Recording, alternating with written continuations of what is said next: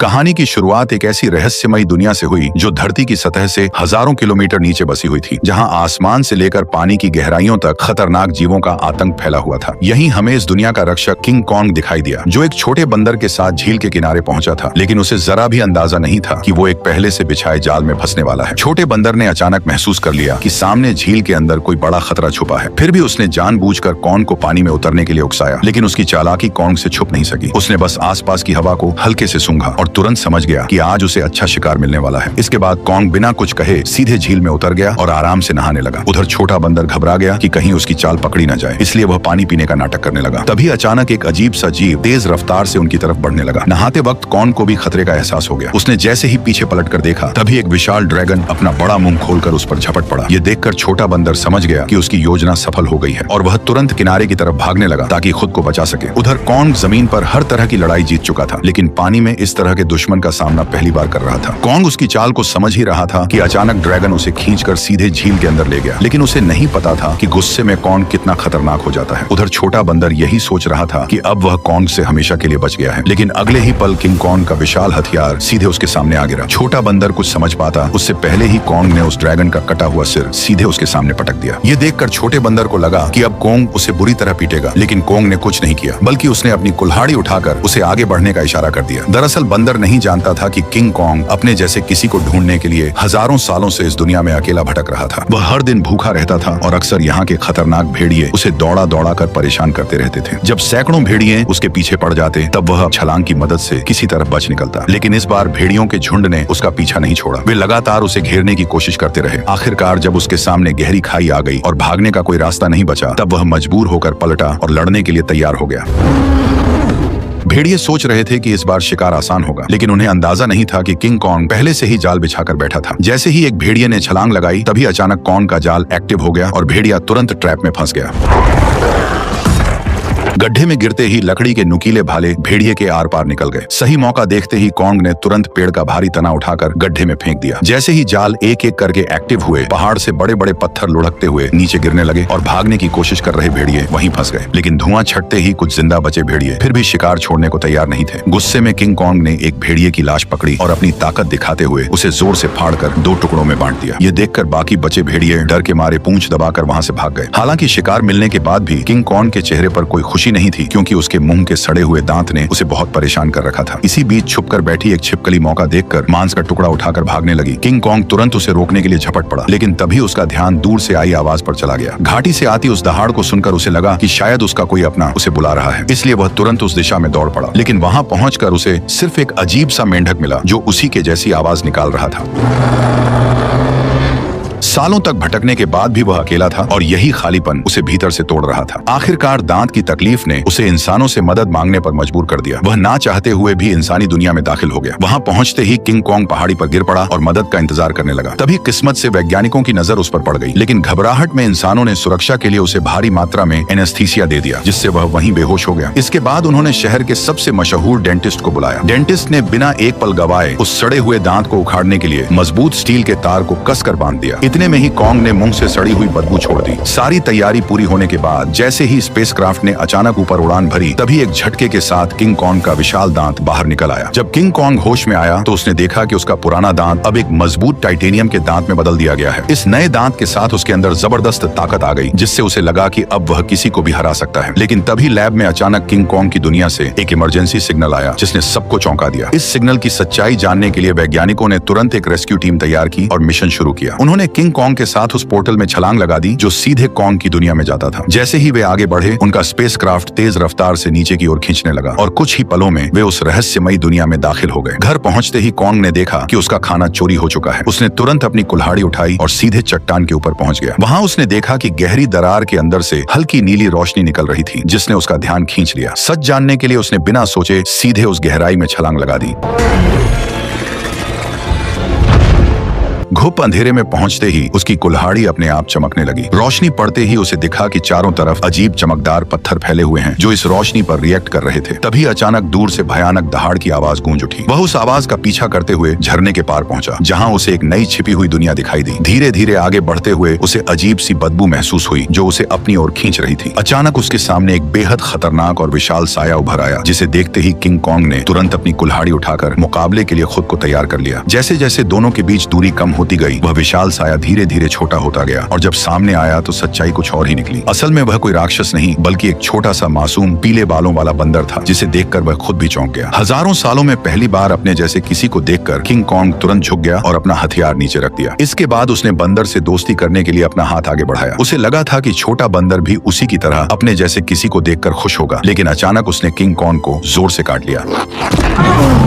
इतनी मुश्किल से अपने जैसे को ढूंढने के बाद किंग कॉन्ग उसे इतनी आसानी से जाने नहीं देना चाहता था, इसलिए वह बंदर के पीछे दौड़ पड़ा। लेकिन तभी अचानक उसके पीछे एक डरावना साया आ खड़ा हुआ, जिसे देखकर वह बुरी तरह चौंक गया, क्योंकि उसने आज तक अपने साइज का कोई गंजा गोरिल्ला नहीं देखा था। जैसे ही कॉन्ग उसकी ओर बढ़ने लगा, तभी अचानक दो लंबे हाथों वाले गोरिल्लाओं ने पीछे से आकर उसे जोर से जमीन पर गिरा दिया। गंजे के चेहरे की मुस्कुराहट देखकर साफ था कि वे लड़ाई के इरादे से ही आए थे, इसलिए किंग कॉन्ग ने भी अब उन्हें मारने का इरादा कर लिया। उसने तुरंत एक पत्थर उठाया और सीधे गोरिल्ला पर दे मारा। गुस्से में गंजा भी उस पर हमला करने दौड़ पड़ा, लेकिन कॉन्ग ने चालाकी से उसे भी मात दे दी। कुछ ही पलों में वह सबको जमीन पर गिराता चला गया, यहाँ तक कि गंजा कॉन्ग की कुल्हाड़ी को हाथ में लेकर भी कुछ नहीं कर पाया और चारों खाने चित हो गया। जैसे ही किंग कॉन्ग अपना हथियार उठाने बढ़ा, तभी छोटा पीला बंदर अचानक दौड़कर आया और उसके चेहरे पर झपटकर हमला करने की कोशिश करने लगा। ये देखकर किंग कॉन्ग ने उसे भी पकड़ लिया और उसी को हथियार बनाकर बाकी गोरिल्लाओं की जमकर पिटाई कर दी। हालांकि वे जानते थे कि वे किंग कॉन्ग का सामना नहीं कर सकते, फिर भी वे बारी बारी से उस पर हमला करते रहे। इसी बीच एक बंदर गलती से खाई में गिर गया, लेकिन किंग कॉन्ग ने फुर्ती दिखाते हुए उसे तुरंत पकड़कर ऊपर खींच लिया। लेकिन एहसान मानने की बजाय उसने जमीन से चाकू उठाकर किंग कॉन्ग पर वार कर दिया। यह देखकर किंग कॉन्ग का गुस्सा भड़क गया और उसने एक जोरदार लात मारकर उसे फिर से गहरी खाई में फेंक दिया। ये हाल देखकर गंजा डर गया और तुरंत पीछे मुड़कर भागने लगा। किंग कॉन्ग ने पास पड़ा पत्थर उठाकर उसकी तरफ फेंका, जो सीधा जाकर उसके सिर में जा लगा। चोट लगने के बाद भी वह कुछ बड़बड़ाता हुआ बिना पीछे देखे वहां से भाग गया। तभी किंग कॉन्ग ने पेड़ों के बीच में छुपे उस बंदर को पकड़कर बाहर निकाल लिया और जोर से जमीन पर पटक दिया। इसके बाद उसने जमीन से गंजे का गिरा हुआ चाकू उठाया और छोटे बंदर को इशारा किया कि वो उसे गोरिल्ला के ठिकाने तक ले जाए। बेचारा छोटा बंदर मजबूरी में आगे आगे चलने लगा और किंग कॉन्ग उसके पीछे पीछे बढ़ता गया। जैसे जैसे वे अंदर की ओर बढ़ते गए, वैसे वैसे उन्हें वहां कई सारे खतरनाक जानवर दिखाई देने लगे, लेकिन इस शांत दिखने वाली जगह के अंदर हर कदम पर खतरा छुपा हुआ था। छोटा बंदर बचने के लिए चालाकी से उसे उस इलाके में ले गया जहाँ विशाल ड्रैगन रहता था, लेकिन उसे क्या पता था कि किंग कॉन्ग के सामने उसकी यह चाल ज्यादा देर टिकने वाली नहीं थी। अचानक एक विशाल ड्रैगन उसके सामने आ खड़ा हुआ, लेकिन कॉन्ग ने डरने की बजाय कुछ ही मिनटों में उसका काम तमाम कर दिया और फिर आराम से बैठकर उसे खाने लगा। ये देखकर छोटा बंदर भी उसके पास आना चाहता था, लेकिन डर के कारण हिम्मत नहीं जुटा पाया। किंग कॉन्ग ने उसकी हालत देखकर खुद ही मांस का टुकड़ा तोड़कर उसकी तरफ बढ़ा दिया। फिर भी छोटा बंदर उस पर भरोसा नहीं कर पा रहा था। ये देखकर किंग कॉन्ग गुस्सा हो गया और उसने मांस जमीन पर फेंक दिया, जैसे कह रहा हो खाना हो तो खा वरना भाड़ में जा। भूख से बेहाल बंदर तुरंत मांस खाने लगा और हर कौर के साथ उसका नजरिया भी बदलने लगा। उसे लगा कि किंग कॉन्ग उतना भी बुरा नहीं है जितना वह सोच रहा था। धीरे धीरे वह हिम्मत जुटाकर किंग कॉन्ग के पास आकर बैठ गया और दोनों शांत होकर एक साथ वक्त बिताने लगे। इस पल बिल्कुल ऐसा लग रहा था जैसे कोई पिता अपने बच्चे के साथ सुकून के पल बिता रहा हो, लेकिन उन्हें जरा भी अंदाजा नहीं था कि जैसे जैसे वे आगे बढ़ रहे थे, खतरा तेजी से उनकी ओर आता जा रहा था। जैसे ही वे और गहराई में पहुंचे, तभी किंग कॉन्ग ने आखिरकार अपने जैसे जीवों को देख लिया, लेकिन यह देखकर उसका दिल टूट गया कि वे सब बेहद बुरी हालत में जी रहे थे। वे सभी दिन भर मजदूरी करने को मजबूर थे और उनका जीवन किसी नरक से कम नहीं था। इसी दौरान एक बूढ़े बंदर से गलती से पत्थर गिर गया, जिससे गुस्सा होकर गोरिल्ला ने उसे बुरी तरह पीट दिया। ये देखकर किंग कॉन्ग खुद को रोक नहीं पाया और उसने जोर से अपनी कुल्हाड़ी जमीन पर मारकर उस बूढ़े बंदर को उठा लिया। तभी वहां मौजूद पहरेदार गुस्से में किंग कॉन्ग की तरफ दौड़ा और उसे दखल न देने की चेतावनी देने लगा, लेकिन अगले ही पल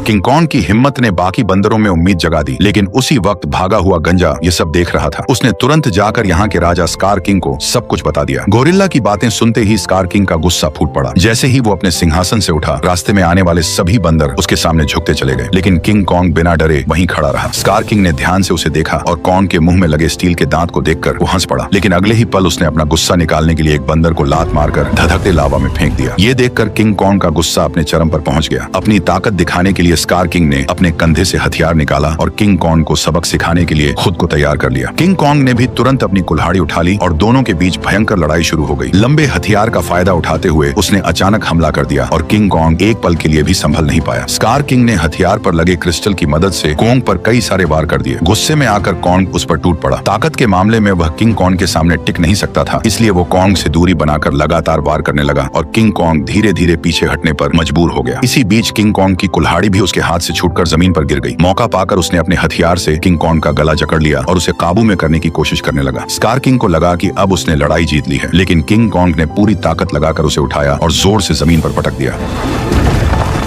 किंग कॉन्ग ने कुछ ही देर में उसे चित कर दिया। तभी स्कार किंग ने तय किया कि वह उसे उसकी असली ताकत दिखाकर ही मानेगा। जैसे ही उसके हथियार में लगा पत्थर चमकने लगा, तभी अचानक गोरिल्लाओं ने पत्थर गिराकर लावा का रास्ता रोक दिया। ठीक उसी पल गुफा में छिपे खौफनाक राक्षस की आंखें दिखाई देने लगी। तपती जमीन अचानक बर्फ बन गई और बाहर निकला वही विशाल जीव टाइटन शीमो, जिसने कभी पूरी दुनिया को बर्फ में जकड़ लिया था। स्कार किंग ने तुरंत उसे कॉन्ग पर हमले का हुक्म दिया, लेकिन शीमो इस हुक्म से खुश नहीं दिख रहा था। जैसे ही उस पर दबाव बढ़ाया गया, वह दर्द से तड़प उठा और मजबूरी में उसने हमला कर दिया। किंग कॉन्ग ने फुर्ती दिखाते हुए तुरंत छलांग लगाई और पहले वार से खुद को बचा लिया। इसके बाद उसने अपनी कुल्हाड़ी सामने रखकर खुद को संभालने की कोशिश की, लेकिन शीमो की ताकत के सामने उसकी सारी कोशिशें कमजोर पड़ने लगी। देखते ही देखते उसका हाथ जमने लगा और बर्फ में बदलता चला गया। इस अचानक हुए हमले से उसका दाहिना हाथ बुरी तरह घायल हो गया और वह कमजोर पड़ने लगा। मौका देखकर स्कार किंग ने तुरंत उसे खत्म करने का आदेश दे दिया। जैसे ही अगला हमला होने वाला था, तभी पीछे से छोटा बंदर सुरंग की ओर इशारा कर उसे तुरंत भागने को कहने लगा। उसी समय शीमो ने मजबूरी में फिर से हमला कर दिया। ये देखकर किंग कॉन्ग तुरंत मुड़ा और तेजी से सुरंग के अंदर घुस गया।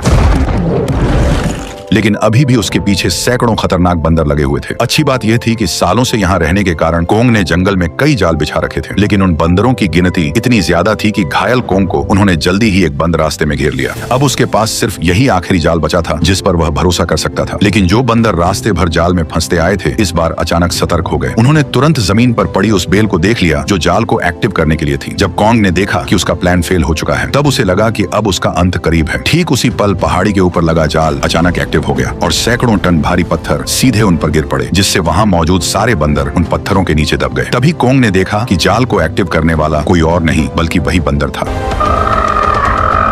अब कॉन्ग बुरी तरह घायल था और लड़ने की हालत में नहीं था, इसलिए वह छोटे बंदर के सहारे इंसानों के पास लौटने लगा। लेकिन उसे अंदाजा नहीं था कि अभी भी एक बंदर जिंदा बच गया है। उधर कॉन्ग के साथ आए वैज्ञानिकों ने देखा कि उनका बेस पूरी तरह तबाह हो चुका है। तभी उनकी नजर चट्टान के ऊपर बने एक विशाल हाथ के निशान पर पड़ी, जिससे उन्होंने अंदाजा लगाया कि इस दुनिया में कॉन्ग जैसे और भी विशाल जीव मौजूद हैं। जल्द ही वे जंगल की गहराई में पहुंच गए, जहां उन्हें एक छुपा हुआ यंत्र दिखाई दिया। जैसे ही लड़की ने उसे दबाया, उसी पल कई जगहों से पानी बहकर नीचे आने लगा। वह पानी मिलकर एक तेज धारा बन गई और जंगल के अंदर की ओर बहने लगी। वैज्ञानिक उसका पीछा करते करते एक रहस्यमयी जादुई दीवार के सामने पहुंच गए, जिसने जंगल के अंदर एक अदृश्य जगह को छुपा रखा था। जैसे ही उन्होंने उस दीवार को छुआ, तभी उसमें नीली चमक दौड़ पड़ी। ये देखकर उन्होंने तुरंत दीवार के अंदर एक छेद कर दिया और तभी उनके सामने एक ऐसा नजारा आया जिसे देखकर उनकी आंखें खुली की खुली रह गईं। दीवार के पीछे एक ऐसी सुंदर और रहस्यमयी दुनिया मौजूद थी जिसे आज तक न किसी ने देखा था और न ही उसके बारे में सुना था। जैसे ही वैज्ञानिकों ने इस दुनिया में कदम रखा, तभी अचानक उन्हें उस दुनिया के जनजातीय लोगों ने घेर लिया। ये लोग इंसानों जैसे दिखते थे, लेकिन उनकी वेशभूषा किसी नॉर्मल इंसान से बिल्कुल अलग थी। वे लोग वैज्ञानिकों को नुकसान पहुंचाए बिना सीधे अपने कबीले के पास ले गए। वहां पहुंचकर उन्हें पता चला कि यह लोग हजारों सालों से धरती के नीचे रह रहे हैं और उस पोर्टल की रक्षा कर रहे हैं जो ऊपर की दुनिया से सीधे जुड़ा हुआ है। स्कार किंग सालों से इसी जगह की खोज में लगा था ताकि वो इस पोर्टल की मदद से इंसानी दुनिया पर कब्जा कर सके। ठीक उसी समय इंसानों की गंध को सूंघते हुए किंग कॉन्ग वैज्ञानिकों तक पहुंच गया, लेकिन अदृश्य दीवार की वजह से वो भीतर की दुनिया को देख नहीं सका। इसलिए कबीले के लोगों ने उस जादुई दीवार में एक दरार बना दी, जिससे कॉन्ग आसानी से अंदर घुस गया और सीधे इंसानों के बीच पहुंच गया। लेकिन उन्हें नहीं पता था कि यह सब पीछा कर रहे बंदर ने देख लिया था। जैसे ही किंग कॉन्ग इंसानों के सामने पहुंचा, तभी वह कमजोर पड़ गया और सीधे जमीन पर गिर पड़ा। वैज्ञानिकों ने देखा कि कॉन्ग का हाथ बुरी तरह घायल है और अब वो कुछ भी करने की हालत में नहीं है। ये देखकर डॉक्टर ने तुरंत फैसला किया कि कॉन्ग के हाथ को पूरी तरह बदलना पड़ेगा। उसे तुरंत मैकेनिक आर्म का आइडिया आया। यह वही सुपर मैकेनिकल आर्म था जिसे इंसानों ने पहले कॉन्ग को और ताकतवर बनाने के लिए डिजाइन किया था। अच्छी बात यह थी कि यह गैजेट अभी भी तबाह हो चुके बेस के नीचे बने अंडरग्राउंड मैकेनिकल स्टोर में सुरक्षित रखा हुआ था। जल्द ही डॉक्टर उसे वहां से निकाल लाया और उसे सीधे कॉन्ग के शरीर के ऊपर लाकर छोड़ दिया और तभी वह मशीन खुद ब खुद कॉन्ग के जख्मी हिस्से को पहचान कर जुड़ने लगी।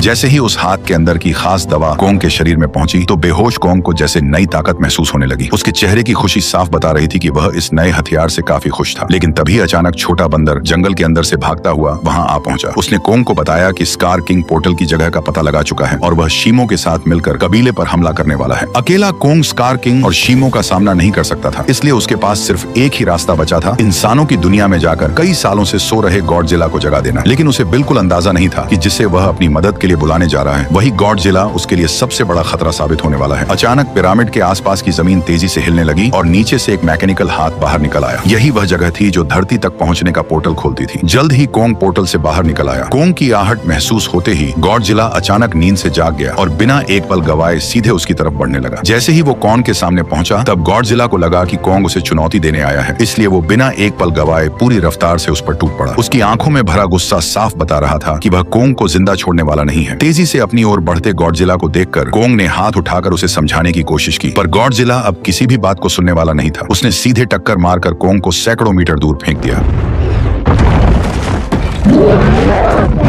गॉडजिला को रुकता न देखकर कोंग ने पीछे से हमला किया ताकि किसी तरह उसे शांत कर सके, लेकिन रेत आंखों में जाते ही गॉडजिला और भड़क गया। उसने पलटकर कोंग के हाथ को अपने जबड़ों में जकड़ लिया और जोर से उसे जमीन पर पटक दिया, जिससे कोंग पूरी तरह चकरा गया। कोंग संभल भी नहीं पाया था कि गॉडजिला फिर से उस पर टूट पड़ा। जब बातों से कुछ नहीं हुआ तो कोंग ने भी जोरदार पलटवार शुरू कर दिया। हालांकि गॉडजिला अपने सबसे ताकतवर रूप में था, लेकिन मैकेनिकल आर्म की ताकत के साथ अब कोंग भी किसी से कम नहीं था। लेकिन जब कोंग ने देखा कि वह गॉडजिला को हरा नहीं पाएगा तब उसने बिना एक पल गवाए उसे पकड़कर जबरदस्ती पोर्टल की ओर खींचना शुरू कर दिया। उधर कबीले के लोगों ने स्कार किंग को रोकने के लिए एक खास रेड लिक्विड पानी में मिला दिया। जैसे ही लिक्विड पानी में घुला एक जादुई बदलाव शुरू हो गया। उससे एक ऐसा सिस्टम एक्टिव हुआ जो दो विशाल पिरामिड को आपस में जोड़ने लगा और जैसे ही ये पिरामिड जुड़ते ग्रेविटी कुछ समय के लिए खत्म हो जाती, जिससे सब हवा में उड़ने लगते और स्कार किंग के लिए पोर्टल तक पहुंचना लगभग नामुमकिन हो जाता। लेकिन पिरामिड पूरी तरह जुड़ पाते उससे पहले ही स्कार किंग वहां पहुंच गया। आते ही उसने उस एंटी ग्रेविटी सिस्टम को पहचान लिया। उसने तुरंत शीमो को आदेश दिया कि वह बर्फ से पिरामिड के बीच का रास्ता बंद कर दे। तभी अचानक पोर्टल से एक तेज रोशनी निकली और जमीन पर आ गिरी। अगले ही पल गॉडजिला और कोंग मलबे को चीरते हुए बाहर निकल आए। जैसे ही गॉडजिला की नजर शीमो और स्कार किंग पर पड़ी तभी उसे सब समझ आ गया कि कोंग उसे यहाँ क्यों लाया है, इसलिए बिना एक सेकंड गवाए वह कोंग के साथ मिलकर उन पर टूट पड़ा। उधर स्कार किंग भी शीमो के साथ उनकी तरफ बढ़ने लगा। दोनों तरफ कोई भी कमजोर नहीं था। जैसे ही चारों भिड़े उसी पल बर्फ टूट गई और पिरामिड आपस में टकरा गए। उस टक्कर से निकली लहर ने पूरी जगह की ग्रेविटी खत्म कर दी। हर कोई हवा में तैरने लगा, लेकिन इसके बावजूद गॉडजिला बिना ग्रेविटी के भी तेजी से बचते हुए सीधे शीमो की तरफ बढ़ने लगा। वहीं चालाक स्कार किंग ने कोंग की कुल्हाड़ी उठाकर उसी पर हमला कर दिया, पर कोंग ने अपने मैकेनिकल आर्म से हर वार को रोक दिया। कुछ ही पलों में हालात पलट गए और कोंग स्कार किंग पर भारी पड़ने लगा, लेकिन दुश्मन ज्यादा होने की वजह से उस पर पीछे से हमले होने लगे। ये देखकर छोटा बंदर पत्थर उठाकर कोंग की मदद करने लगा। तभी मौका पाकर शीमो ने गॉडजिला पर हमला किया और कुछ ही पलों में उसे पूरी तरह बर्फ में जमा दिया। लेकिन गॉडजिला भी उससे कम नहीं था। उसने एक ही झटके में बर्फ तोड़ दी। उसी समय एंटी ग्रेविटी सिस्टम बंद हो गया और दोबारा ग्रेविटी लौट आई। मौका मिलते ही स्कार किंग कोंग की पकड़ से निकलकर सीधे पोर्टल में कूद पड़ा। उसे रोकने के लिए गॉडजिला और कोंग भी उसके पीछे कूद पड़े, लेकिन इस अफरा तफरी में कोंग की कुल्हाड़ी वहीं छूट गई। दूसरी तरफ इंसानों को अंदाजा भी नहीं था कि कितना बड़ा खतरा आने वाला है। अचानक समुद्र की लहरें जमकर बर्फ के पहाड़ में बदल गईं। अगले ही पल स्कार किंग शीमो के साथ धरती पर पहुंच गया। खुले आसमान की रोशनी पाकर उसने नीचे मौजूद इंसानों को देखकर जोरदार दहाड़ लगा दी।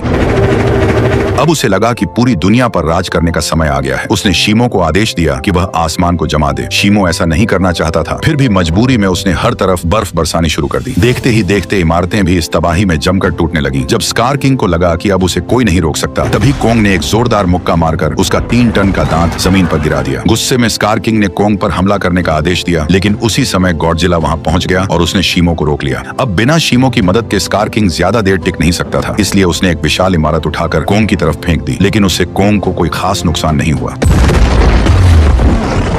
तभी अचानक शीमो पीछे से आकर कोंग के मैकेनिकल आर्म पर झपट पड़ा। शीमो ने फिर से कोंग का हाथ जमाना शुरू कर दिया। ये देखकर स्कार किंग को लगा कि अब उसकी जीत पक्की है, लेकिन उसने पीछे खड़े गुस्से से भरे गॉडजिला को नजरअंदाज कर दिया। गॉडजिला ने तुरंत अपनी पूरी ताकत जगाई और उसका शरीर बैंगनी रोशनी से चमक उठा। अगले ही पल उसने सीधे स्कार किंग पर जोरदार हमला कर दिया, लेकिन स्कार किंग घबराकर किसी तरह बच निकला। उसने अपने हथियार से पलटवार करने की कोशिश की, लेकिन गॉडजिला ने उसे पकड़ लिया और एक ही झटके में 2 हिस्सों में तोड़कर अलग कर दिया, जिससे शीमो को कंट्रोल करने वाला क्रिस्टल नीचे नीचे गिर पड़ा। स्कार किंग उसे उठाने के लिए झपटा, लेकिन गॉडजिला ने उसे कोई मौका नहीं दिया। अब सब कुछ उस क्रिस्टल पर टिका था। जिसके हाथ में भी क्रिस्टल आता वही इस लड़ाई को जीत पाता। उसी अहम पल में छोटे बंदर की नजर कोंग की छोड़ी हुई कुल्हाड़ी पर पड़ी। वह तुरंत छलांग लगाकर नीचे उतरा और कुल्हाड़ी उठाकर इंसानों की दुनिया में पहुंच गया। जैसे ही उसकी नजर जमीन पर पड़े उस क्रिस्टल पर पड़ी, तभी उसने बिना देर किए कुल्हाड़ी के एक वार से उसे चकनाचूर कर दिया। क्रिस्टल टूटते ही शीमो पूरी तरह आजाद हो गया। गुस्से में भरा स्कार किंग छोटे बंदर को पकड़कर मारने ही वाला था, लेकिन कोंग बीच में आकर उस पर टूट पड़ा और कुछ ही मुक्कों में स्कार किंग को चित कर दिया। अब बिना उस क्रिस्टल के स्कार किंग कमजोर पड़ चुका था। उधर आजाद हुआ शीमो गॉडजिला की तरफ देखने लगा, मानो किसी इशारे का इंतजार कर रहा हो। और फिर हजारों साल बाद उसने वही किया जो वह हमेशा से करना चाहता था। एक ही पल में उसने स्कार किंग को बर्फ की मूर्ति में बदल दिया। अगले ही पल कोंग ने उसे हवा में उछालकर पूरी ताकत से जमीन पर पटक दिया और उसके शरीर को वहीं चकनाचूर कर दिया।